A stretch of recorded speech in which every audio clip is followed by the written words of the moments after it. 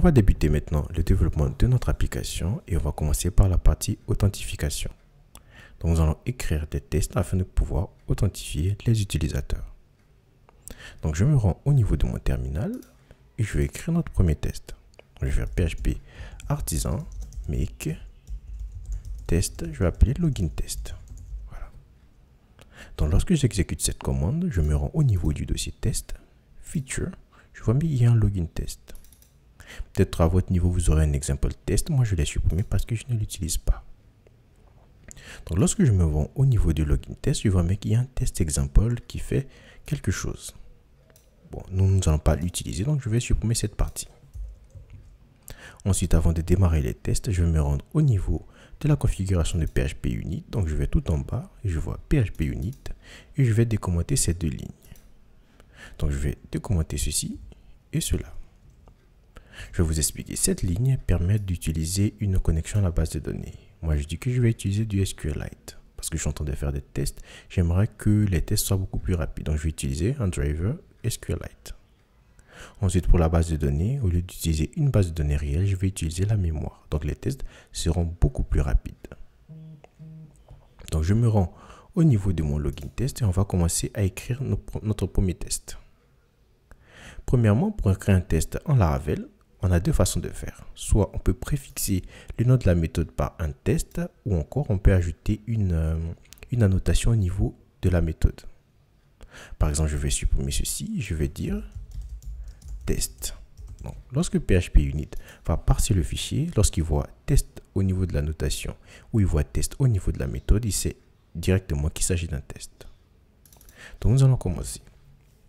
Donc je vais dire when a user gives his credentials, donc je vais écrire le nom de mes tests en anglais, is login, ou he logs, he can login. Voilà. Donc quand un utilisateur fournit ces informations, il peut se connecter, ou il est connecté, he is authenticated, ça serait mieux. He is authenticated. Voilà, quand l'utilisateur fournit ces informations, il est authentifié. Donc je me rends ici, on va voir le scénario. Quel est le scénario qui va se passer? Premièrement, un utilisateur existe dans la base de données. Pour qu'un utilisateur puisse se connecter, il doit exister dans la base de données, dans la DB. Ensuite, un utilisateur fournit ses informations, donc son email et son mot de passe. Ensuite, qu'est-ce qui va se passer? Il est authentifié. Plutôt, je vais écrire en français, il est authentifié. Et la cerise sur le gâteau, il est redirigé vers le dashboard. Voilà. Donc voici le scénario de base. Un utilisateur existe dans la base de données, il nous fournit son email et son mot de passe. Lorsqu'il nous fournit ceci, on l'authentifie et il est redirigé vers le dashboard. Voilà. Donc je vais commencer maintenant à voir. Donc le premièrement, un utilisateur existe. Comment est-ce qu'on va créer un utilisateur? Pour le faire, on utilise les factories. Si vous ne connaissez pas bien le factory, on se rend au niveau du projet de Laravel. On va tout en haut, on va au niveau de Database, Factories, on va User Factory. Donc, lorsque on va créer un utilisateur à partir des factories, il y aura le name qui sera un faker de name, un email qui sera un faker de email, le email verified at, ça sera à l'heure à laquelle on va créer l'utilisateur, le password, ça sera un hash du password, on va une version cryptée du password. Et le remember token, ça sera un string random. Donc, grâce au factory, on pourra créer nos utilisateurs dans la base de données.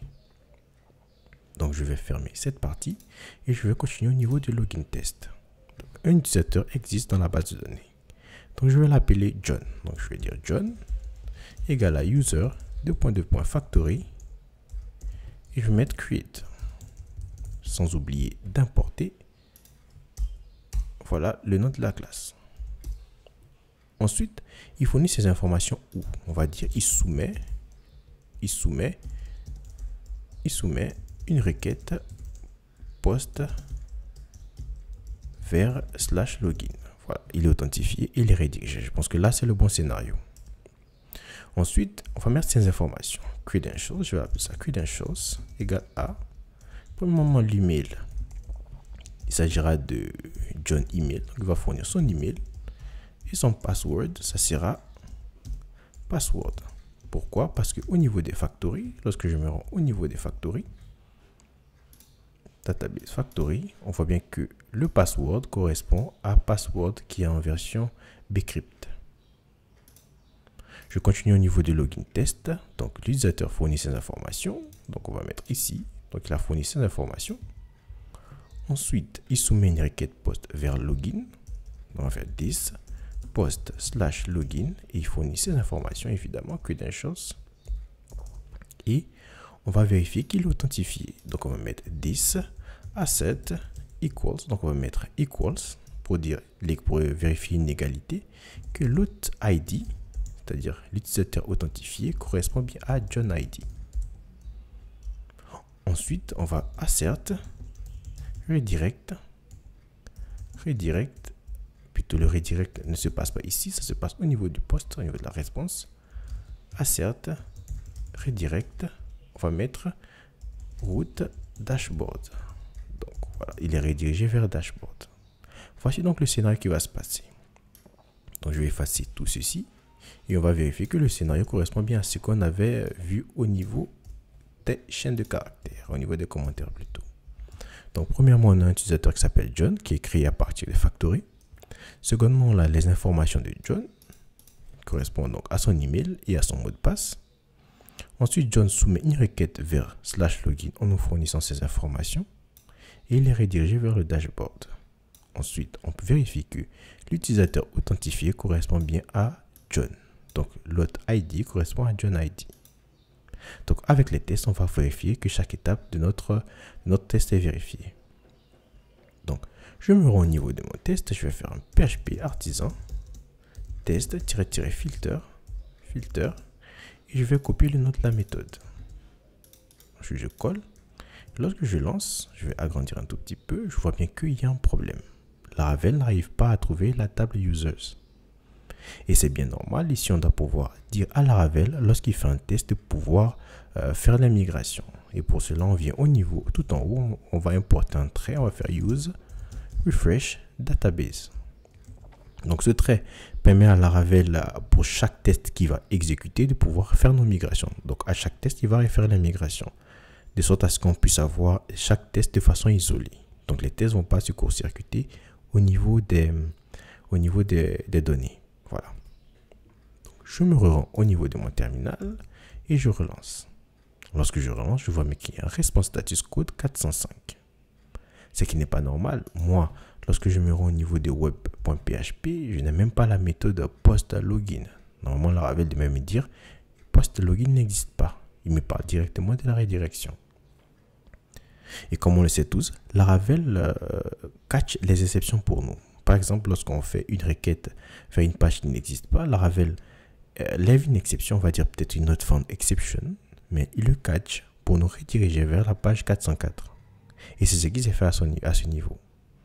Laravel catch l'exception et nous redirige et nous dit « Ok, la redirection n'a pas marché ». Mais moi, ce que j'aimerais, ce que nous aimerons, c'est que Laravel puisse nous laisser connaître l'exception de base qui a été levée. Et pour ce faire, lorsque je me rends au niveau de login, je vais dire à Laravel this without exception handling. Ça veut dire Laravel ne cache pas les exceptions, laisse-moi voir ce qui se passe réellement. Donc lorsque je me rends au niveau de mon terminal et je réexécute, je vois très bien que l'erreur a changé. Maintenant, il me dit the post method is not supported for this route. Donc la véritable exception, c'est une méthode not allowed HTTP exception. Donc, je vais commencer au niveau de web.php et je vais maintenant supprimer cette exception. Donc, je vais faire root post login correspond à login controller classe et je vais appeler la méthode login et c'est tout. Voilà, donc je ne vais pas donner un nom à la route. Donc, lorsque je viens à ce niveau et je relance le test, on voit très bien que maintenant le message a changé. C'est un peu comme un jeu. Lorsqu'on a un message, on résout le problème, on tombe sur un autre problème jusqu'à ce que tous nos tests puissent être ouverts. Donc, je vois maintenant que j'ai un login does not exist. Donc, je me rends au niveau du login controller. Je vais créer la méthode login. Voilà, il va prendre la requête. Et c'est tout. Donc, j'enregistre. Lorsque je reviens à ce niveau, je relance et je vois très bien que le response statut code 200 is not a redirect status. Donc je reviens à ce niveau encore, je vais faire return redirect, et je vais faire un route dashboard. J'enregistre et je me rends à ce niveau, je relance mon test. Je vois bien maintenant que failing asserting one match expected null. Donc l'erreur a changé encore. Maintenant, Laravel ne parle plus de redirection. Il me dit que le hot ID ne correspond pas à John ID parce que l'utilisateur n'est pas authentifié.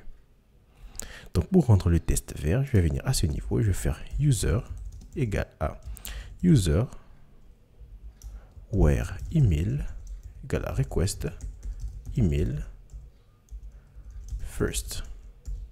Ensuite, je vais faire John égale à plutôt pas John, je vais mettre hot login user. J'enregistre, je me rends au niveau de mon terminal et je relance mes tests. Et bingo, on est au vert. Notre test passe. Donc, félicitations à nous, notre premier test vient de passer. Donc, on est au vert. Mais quelqu'un d'autre me dira, mais non, mais on ne fait pas l'authentification comme ça, on ne sait même pas s'il a fourni le bon mot de passe, et tout. On va y arriver, mais petit à petit. Premièrement, on fait un test que notre utilisateur peut s'authentifier. Ensuite, on va faire un test qu'il envoie un bon email, un bon mot de passe, et tout ça. Donc, petit à petit, on va essayer de voir comment est-ce qu'on peut faire les différents tests. Donc, pour le moment, le but est de faire passer chaque test de sorte à ce que le prochain test ne vienne pas faire échouer l'ancien test. Donc, on va continuer au niveau de notre différents tests. Donc, on continue. Je me rends au niveau de login test et comme on l'a bien vu, un utilisateur fournit un mot de passe bon ou pas, il est authentifié. Donc, on va remédier à ça. Donc, il va dire ici public function. Je vais mettre to be authenticated pour être authentifié.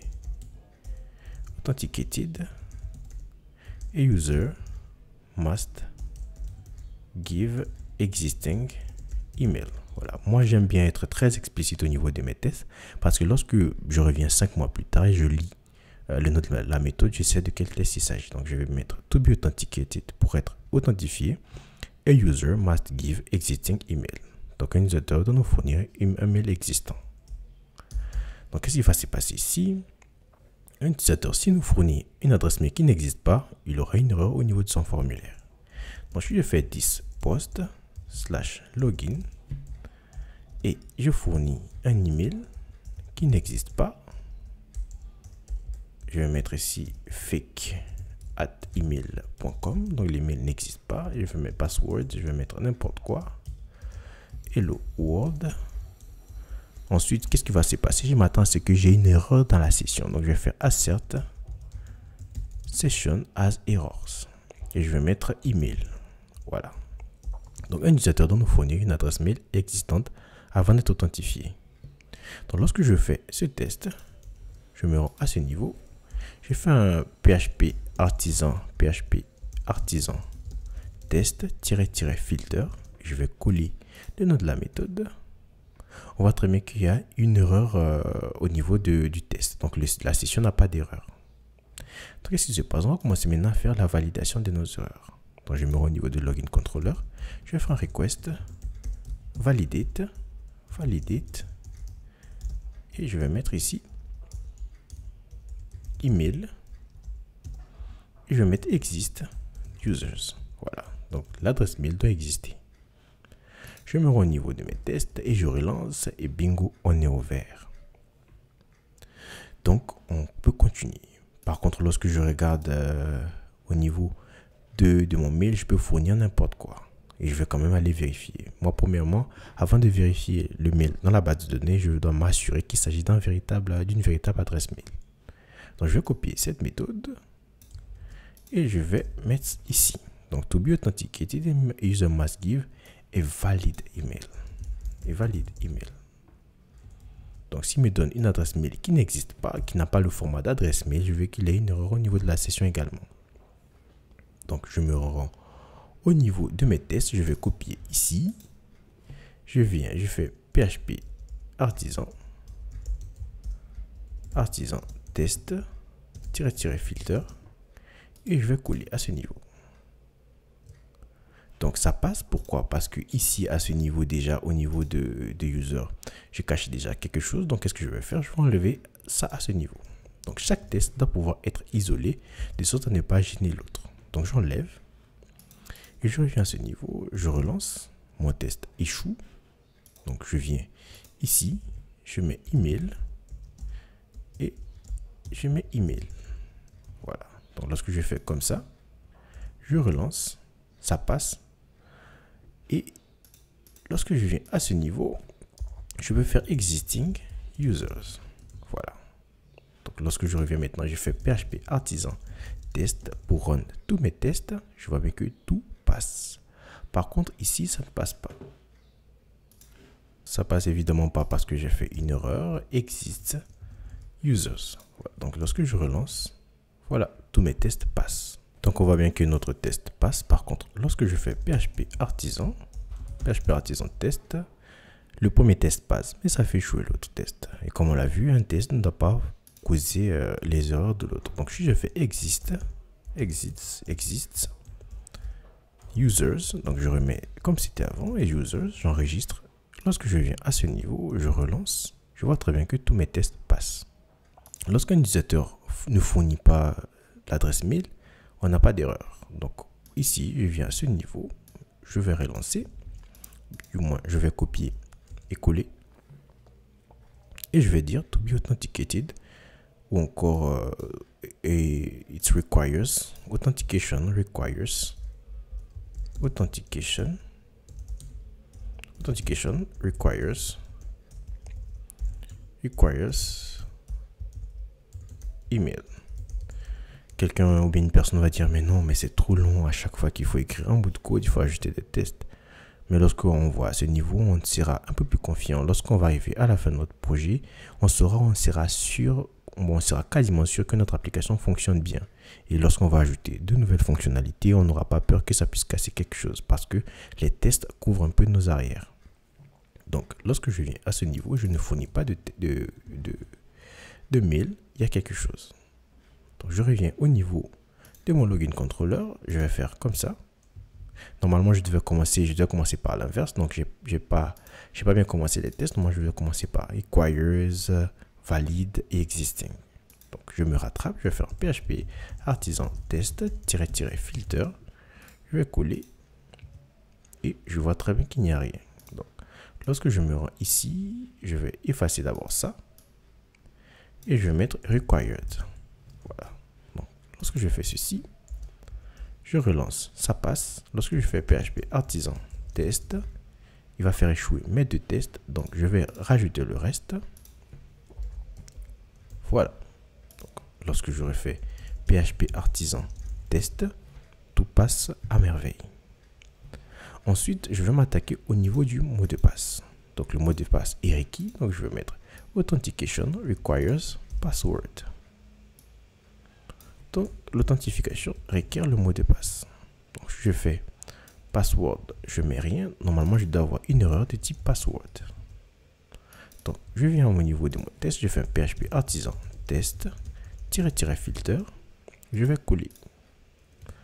Lorsque je relance, je vois très bien qu'il n'y a rien parce que je ne valide pas le mot de passe.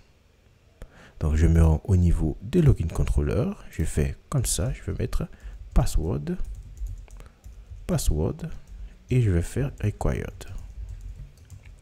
Donc, lorsque je relance maintenant tous mes tests, ça passe.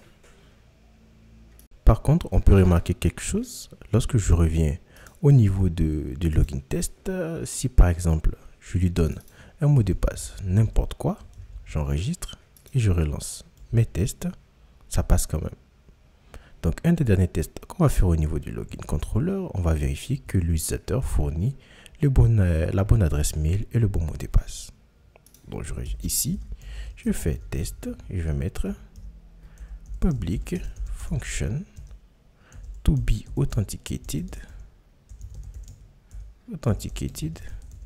et user must should give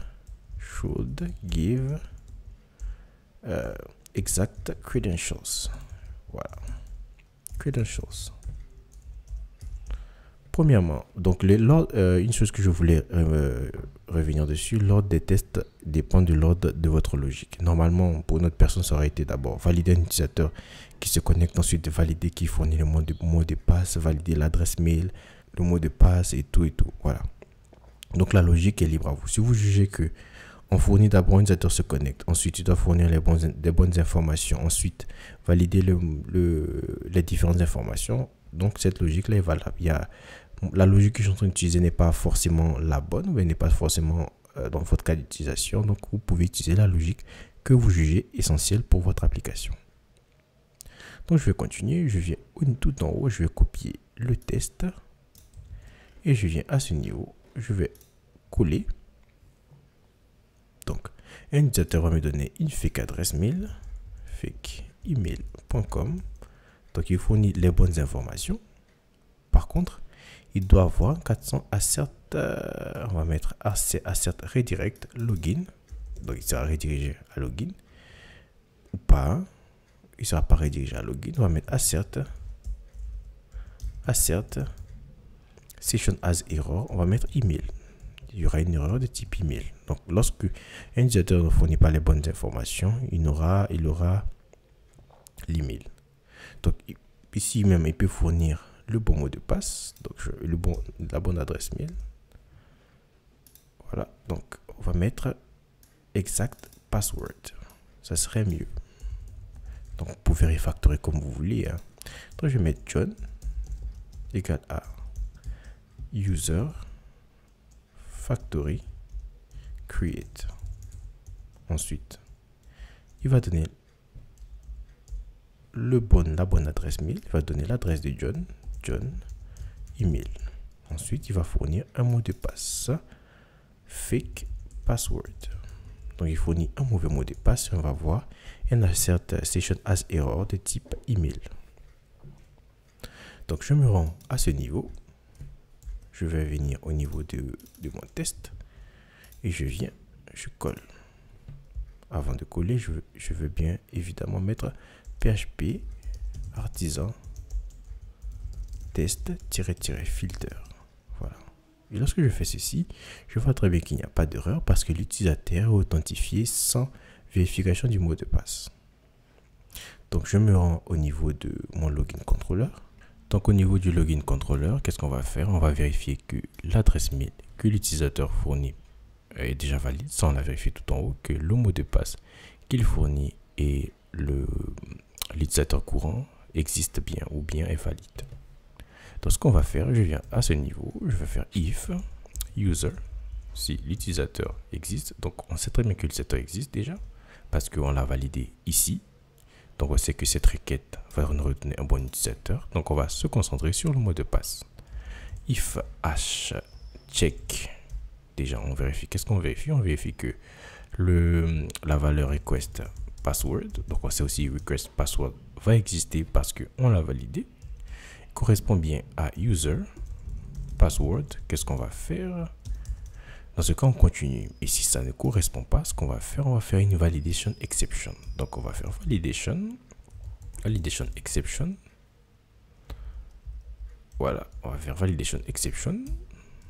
Voilà, donc je vais bien écrire validation exception de illuminate validation with message. Donc, on va rendre une message de validation. Donc, on va mettre email. Il va dire vos informations n'existent pas, ne correspondent pas à notre base de données. Voilà, donc mettez le message qui vous sied. Donc, si on fait cette vérification et que ça ne passe pas, on fait une validation exception. Dans ce cas-là, si ça passe, on authentifie l'utilisateur et on le redirige. Donc, j'enregistre. Je reviens au niveau de mon terminal. Je vais d'abord copier le nom de la méthode. Je viens ici. Je clear la console. Je fais un PHP artisan test-filter et je vais coller. Lorsque je colle, donc lorsque je relance mon test, ça ne passe pas. Et bien évidemment parce que j'ai oublié de faire un throw. Voilà, donc je jette une exception et lorsque je reviens à ce niveau, je relance et mon test passe. Donc lorsque je fais un PHP artisan test, tout passe. Donc ici, je suis confiant de ce que je peux ajouter au niveau de mon code. Parce que lorsque j'ajoute quelque chose qui produit un bug, directement, je peux l'avoir au niveau de la console en moins de 30 secondes. En moins d'une seconde, je peux voir ce que j'ai au niveau de la console comme erreur. Voilà, donc pour l'authentification, on a fini d'écrire notre test. Ce qu'on va venir, on va faire au niveau de la vue, on va commencer à intégrer ce que l'authentification. Donc on va se rendre au niveau de notre vue afin de commencer à intégrer la partie authentification. Donc je me rends au niveau de ressources, views, et je vais au niveau de hot login.blade.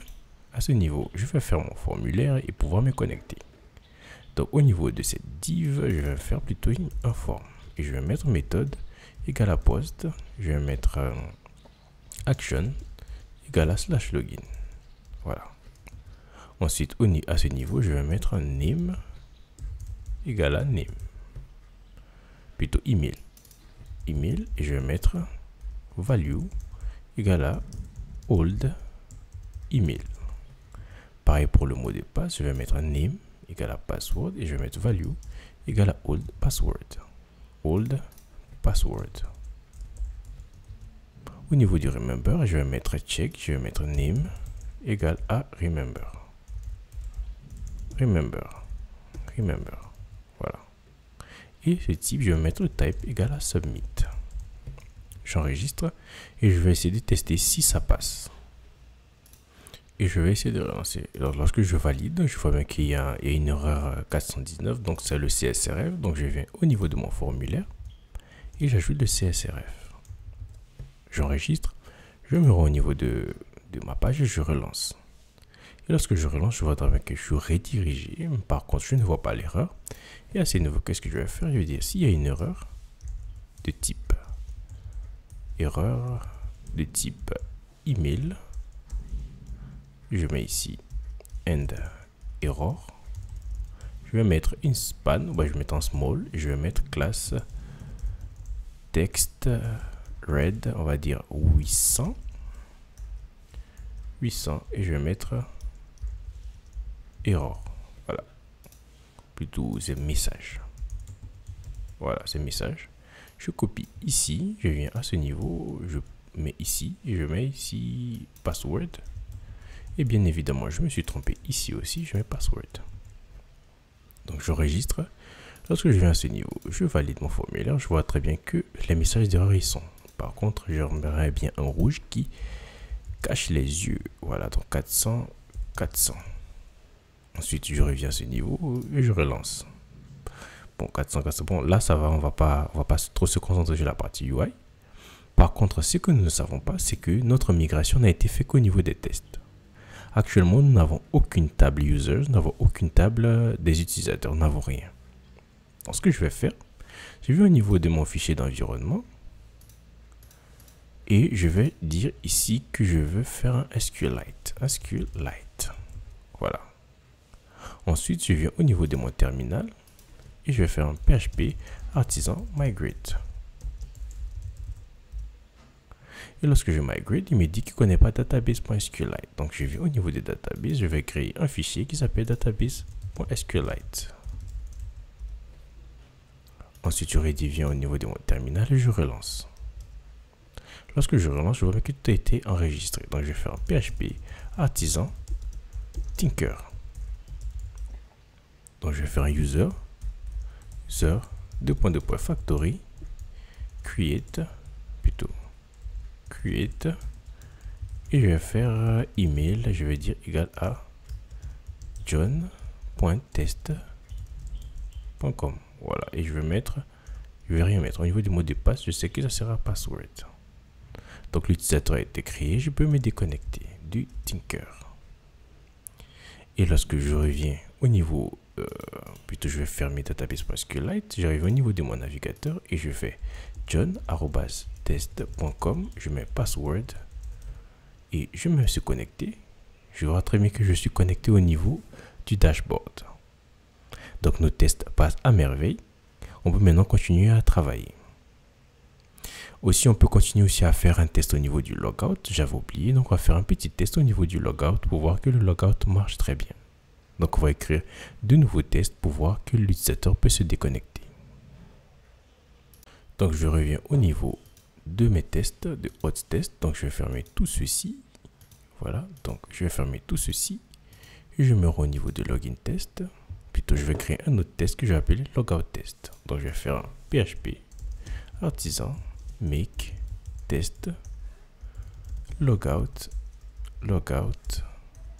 test. Voilà. Donc j'aurais pu tout mettre dans hot test, mais c'est bien d'avoir chaque test de façon isolée. Lorsqu'une personne, par exemple, prend votre code, elle verra qu'il y a test d'authentification et test pour logout. On aurait pu mettre aussi dans un namespace hot pour avoir le login et le logout. Et donc, comme je disais, libre à vous d'organiser vos tests comme bon vous semble. Mais en suivant bien sûr certaines règles. Donc je vais mettre ici test. Moi j'aime bien les annotations parce que je peux créer ce que je veux au niveau de la méthode. Donc je vais mettre an authenticated user can logout. Voilà, donc je vais mettre un authenticated user can logout. Le scénario c'est quoi? Donc premièrement, qu'est-ce qu'on fait? On va authentifier un utilisateur. Donc comment est-ce qu'on fait pour authentifier un utilisateur? Laravel nous crée un helper qu'on appelle le thisB. Donc je vais dire John, mon utilisateur, je vais faire user factory et je vais faire create. Ensuite, si je veux authentifier l'utilisateur, je vais faire this b John. Ou encore, il y a une autre méthode qu'on appelle this acting as. Voilà, donc this b John. Donc qu'est-ce que je vais faire? Voilà, donc il prend un utilisateur. Voilà, donc qu'est-ce que je vais faire? Je vais envoyer une requête de type delete vers un endpoint, et lorsque j'envoie cette requête, je ne serai plus authentifié. Donc qu'est-ce que je vais faire? Je vais faire this delete pas JSON, delete tout court vers logout, et je vais dire que lorsque je fais un delete vers logout, assert, je vais pas faire assert quelque chose, je vais faire assert redirect vers login route login.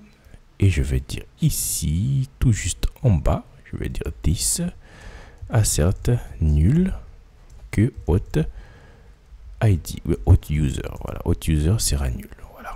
Donc voici ce qu'on va faire. Donc je vais au niveau de authenticated user can logout. Je viens au niveau de mon test. Je vais faire PHP artisan test-filter et je vais coller. Donc lorsque je colle, je vois très bien qu'il y a un problème au niveau de la table. Donc je vais faire un user refresh database. Donc je reviens à ce niveau, je refais le test et je vois très bien qu'il y a un 404. Donc il n'y a pas de route. Donc je viens au niveau de mon test, je vais faire this without exception handling. Voilà. Donc je vais faire this without exception handling. Je reviens encore et je relance. Voilà. Donc je vois bien qu'il y a un autre fond HTTP exception. Donc je me rends au niveau de web.php, je vais ajouter la nouvelle route, je vais faire route 2.2.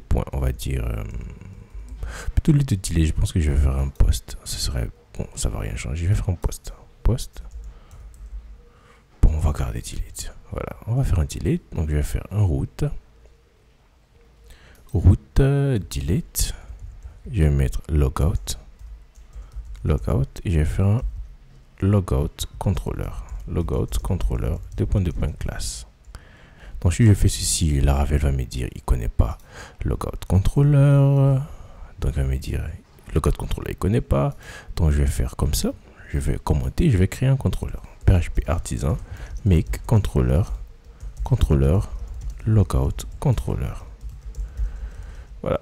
Donc j'aurais pu tout mettre dans autre contrôleur, mais bon, je vais faire ça dans logout controller parce qu'on a commencé comme ci. Donc je vais refaire ça, je vais importer le contrôleur et je vais refaire mon test.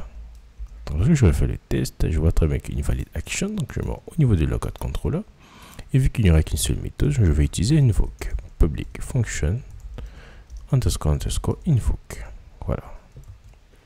Donc lorsque je fais ceci, je relance, je vois très bien que ça me donne un 200. Donc qu'est-ce que je vais faire? Je vais faire un return redirect route, plutôt redirect / login. Voilà, je vais faire ça comme ça. Ensuite j'enregistre. Lorsque je reviens à ce niveau, je relance, Je vois très bien qu'il y a quelque chose. On voit très bien qu'un utilisateur peut logout. Moi, je vérifie que l'utilisateur est nul alors que l'utilisateur existe. Donc, ce que je vais faire hot logout. Logout. Voilà. Donc, lorsque je fais un hot logout et je relance, voilà, tous mes tests sont ouverts. Je fais PHP artisan test. Je vois bien que tout est ouvert. Par contre, je veux que cette route ne soit accessible qu'aux utilisateurs qui sont authentifiés. Donc, je vais faire test. Je vais faire public function only authenticated users can log out, ou an authenticated user, pour voir qu'il s'agit uniquement d'un utilisateur authentifié qui peut se déconnecter, can log out. Voilà. Ensuite, je vais dire je vais bien mettre les accolades. Donc pour ce test, on va essayer de voir si un utilisateur authentifié. Donc je vais à ce niveau, je mets si un utilisateur envoie une requête de type delete à la route login, à l'URL login, il sera redirigé vers login. Voilà, s'il envoie une requête à logout, il sera redirigé vers login. Donc on va vérifier ceci. Je viens au niveau de mon terminal et je vais faire un PHP artisan test-filter et je vais coller. Donc lorsque je colle à ce niveau, je vois très bien que ça passe, mais ça passe pas comme j'aurais bien voulu que ça passe. Donc si j'enlève par exemple cette redirection et je relance, voilà, donc ça échoue, et je fais un public function underscore construct, je vais mettre ça dans le constructeur et je vais faire 10 middleware hot. Voilà, donc lorsque je reviens à mon niveau, je relance, ça passe. Et lorsque je remets mon ancien test et je fais PHP artisan test, tout doit normalement passer. Voilà, donc tout passe. Ensuite, le login test. Donc, je vais venir ici à ce niveau et empêcher qu'un utilisateur qui est connecté puisse aller au niveau de login. Donc, je vais faire test. Je vais faire public function only an authenticated user can access to the login page. Voilà. Et avec ça, on va finir tout ce qui concerne l'authentification. Voilà. Donc, je vais mettre. Il y a un utilisateur qui s'appelle thisB ou acting as. Il y a deux méthodes. On peut mettre acting as. Je vais mettre user factory create. Donc, ça veut dire que j'authentifie un utilisateur. Create. Ensuite, je vais faire un get de login et je vais être assert redirect. Je vais être redirigé à dashboard. Voilà. Donc, si je fais, j'utilise un utilisateur, je me connecte et que je vais vers login, je dois être redirigé vers dashboard. Donc, je vais venir à ce niveau et mettre entrée pour qu'on puisse bien voir. Donc, on voit très bien que acting as, je me connais comme un utilisateur. Lorsque je fais un get vers login, je suis redirigé vers dashboard. Voilà. Donc, je prends ce bout de code, je viens à ce niveau, je fais un PHP artisan test-filter et je vais coller. Voilà. Donc, lorsque je fais ceci, je vois très bien que on access, je vois bien que la réponse status descend et c'est pas un redirect status. Donc, qu'est-ce que je vais faire? Je me rends au niveau de web et je vais mettre ma route groupe et je vais mettre un middleware à ce niveau. Par contre, lorsque je fais ici, je vais faire un function et je vais mettre mes deux routes entre mon groupe et je vais mettre point virgule. Ensuite, je vais faire ici middleware et je vais mettre guest. Voilà. Je viens à ce niveau et je relance. Voilà, mais par contre, au lieu d'être redirigé vers dashboard, c'est redirigé vers home. Voilà, donc lorsqu'on regarde ici, on a les deux routes qui sont différentes. Donc, comment est-ce qu'on va rediriger vers dashboard? Donc, je vais me rendre au niveau de app, route service provider, et au lieu de home, je vais mettre dashboard. Donc, c'est cette route qui est redirigée vers lorsqu'on est en guest. Donc je relance mon test et c'est ouvert. Voilà, donc notre login test est ouvert. On a fini maintenant avec la partie authentification. On va maintenant intégrer la partie UI. Donc lorsque je me rends au niveau de ressources, views, components, j'ai un navbar.blade. Donc c'est à ce niveau que je vais faire les modifications. Donc vu qu'il s'agit d'un form, donc je vais venir à ce niveau et je vais mettre form. Donc je vais méthode égale à post et je vais mettre action égale à logout. Ensuite, le lien va devenir un bouton et ça va être de type submit. Et je vais enlever le href. Je vais enregistrer et lorsque je me rends au niveau de l'application et je clique sur logout, on me dit the post method is not supported, ce qui est normal. Moi je vais pas faire un delete, donc je vais ajouter méthode delete et je vais mettre ici csrf. J'enregistre et lorsque je viens à ce niveau, je vais mettre cancel, je reviens en arrière, je rafraîchis ma page et je clique sur logout. Lorsque je clique, je suis redirigé au niveau de la page d'accueil au niveau du login. Donc tous nos tests par derrière passent. Au niveau de la partie UI, ça passe aussi, mais je crois maintenant qu'on va passer à la partie de la gestion des contacts. La partie authentification est complète.